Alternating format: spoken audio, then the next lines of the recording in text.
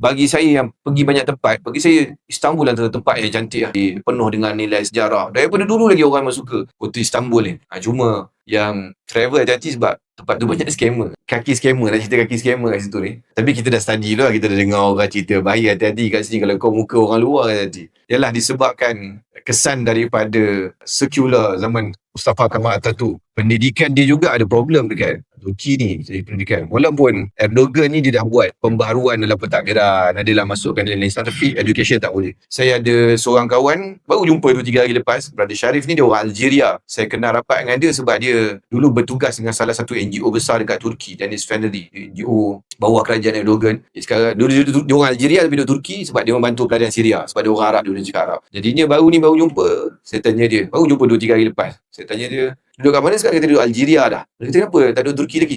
Dia kata aku sedang membesarkan anak-anak aku. Kata Turki ni, dari situ pendidikan dia bahaya sikit lah untuk membesarkan anak. Dia tak sesuai lah untuk orang yang jiwa Islam, dia tak sesuai. Dia kata walaupun Erdogan tambah baik pentadbiran, menambah letak nilai Islam dalam pentadbiran dia, tapi dalam education ni masih susah lagi untuk diubah sejak daripada zaman lepas. Sebab tu orang dia ada jam sikit lah, walaupun macam tu kan. Betul kalau tuan-tuan tengok pelakon-pelakon Turki dalam drama, dia melakonkan watak Syekh ke apa, dahsyat kan. Tapi kalau tuan-tuan tengok Instagram dia, kehidupan dia sama macam artis Hollywood, lebih kurang je. Peluk anjing, pakai seksi, sama je. Sebab pendidikan dia macam tu.